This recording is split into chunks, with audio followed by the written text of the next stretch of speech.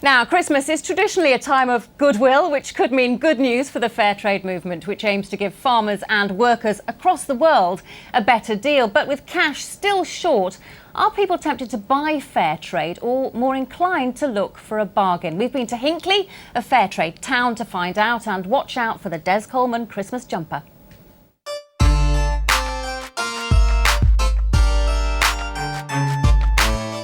A few years ago, I was lucky enough to go to Ghana to speak to the farmers that actually benefited from fair trade. But in these difficult times, are we in the East Midlands still willing to support it? Tony, hi. Hi. Now, you own Coffee Rio, don't you? And you serve fair trade products. We do. Why? I've been in Hinckley for 5 years now, and we sell fair trade products because we believe in supporting the communities and cooperatives in the third world countries who are less fortunate than ourselves. I've come to meet a group of Fairtrade supporters to hear what they've got to say. We think it's really important because we've got so much wealth on this side of the world, and other people, the producers, very often have a really raw deal. We know that by supporting fair trade, we're improving those conditions for people in developing countries, and that's really important because we might moan about our working environments, but they're nothing compared to what some people in developing countries are having to work with. A common misconception is it's just chocolate, tea, coffee. There's a lot of gifts that you can buy fair trade, and fruit, olive oil, some wine as well that's fair trade. So there's more than just the average tea, coffee and chocolate. Are you an avid supporter of the fair trade wine? Yes, very much so.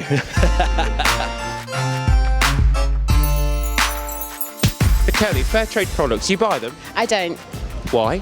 Basically, they're a lot more expensive than just normal products. I would if they were a bit cheaper and the same level as the other supermarkets, but unfortunately they're not, so. When it comes to fair trade products, do you buy them or not? Yes, I do.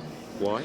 Well, I believe in helping the third world countries and supporting local farmers and local communities. I don't consciously not buy it, but price dictates what you buy these days. Well, we're joined by Matthew Hulbert now, a Liberal Democrat councillor in Hinckley and Bosworth, and the council's Fair Trade champion. What does a Fair Trade champion do?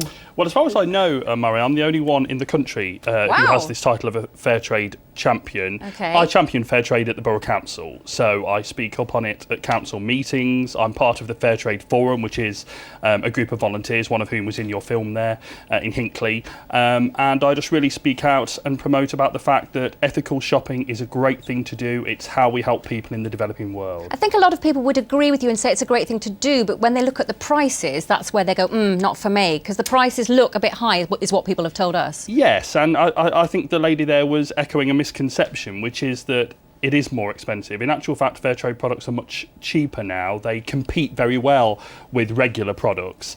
The situation with fair trade used to be that you used to pay a lot more and the products weren't necessarily always as good, the coffee and the other things. But in actual fact now, the products are good, you're paying a competitive price, and you're helping people in the developing world. A lot of people have bought into it, haven't wrong they? with that? 37 free trade towns in the East Midlands, Anna. A good idea? Yeah, well, I like it. We have a fair trade week. I mean, I tell you what, my thing is that I feel quite strongly that it's quite obscene when and I know we all do, all of us sitting around here, people at home, would be wearing clothes that there's a good chance will have been put together by a child.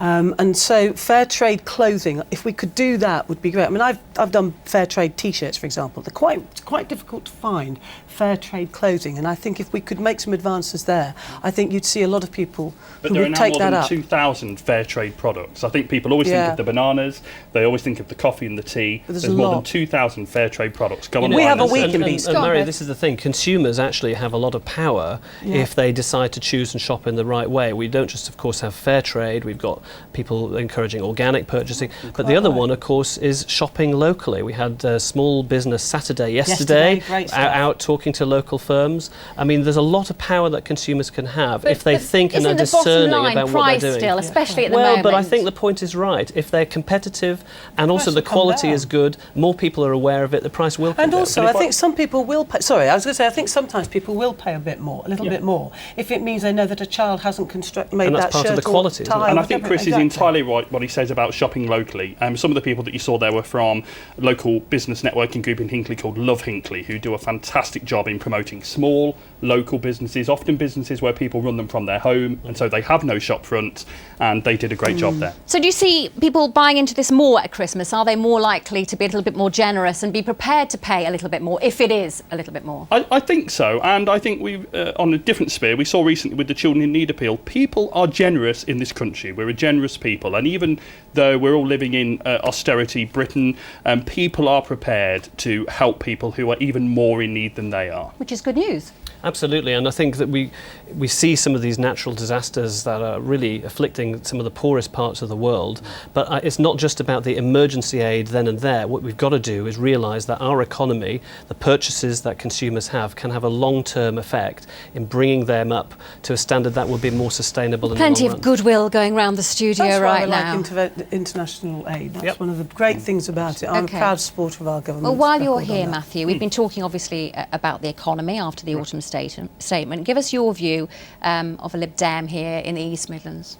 I think that we're growing in the East Midlands and the economy is growing. I think Nick Clegg said it this week when he was doing a better job than David Cameron normally does in answering Prime Minister's questions, when he said that it's thanks to the Liberal Democrats that we have the recovery. This government would not have a majority were it not for the Liberal Democrats, and with the pupil premium, with the taking millions out of tax, we're doing a really good job. But Chris is entirely right to say, I'm just about to agree with you, Chris. You're entirely right when you say that we need to be doing more to help the most vulnerable. I absolutely agree with you on that. So the recovery's down to the Lib Dems, Anna?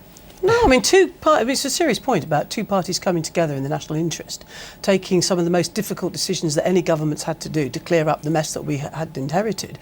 And we actually work well together. And I'm not going to be bothered to score points against Lib Dems, because by and large I enjoy working with Liberal Democrats in government. I mean, I worked with Norman Lamb in the Department of Health, and that was Did you really work with them, great. Chris? If you had to form a coalition, would you work with the Lib Dems? Could you? I don't think the Liberals are going to be in play really for any way in a significant way at the next general election, because of all the broken promises. Remember tuition fees and all the promises that they made. Parliamentary force. They remember after Nick the next Clegg's election, video. And no one is convinced that Ed Miliband is a potential future Prime Minister. I think you'll be coming back to us on bended knee, the Labour Party. They will, because Labour are really, really vicious against Lib Dems in Parliament. At least we'll be talking about the cost of living. That's what matters most to people. Honey, we're getting on and doing it. I wish you were.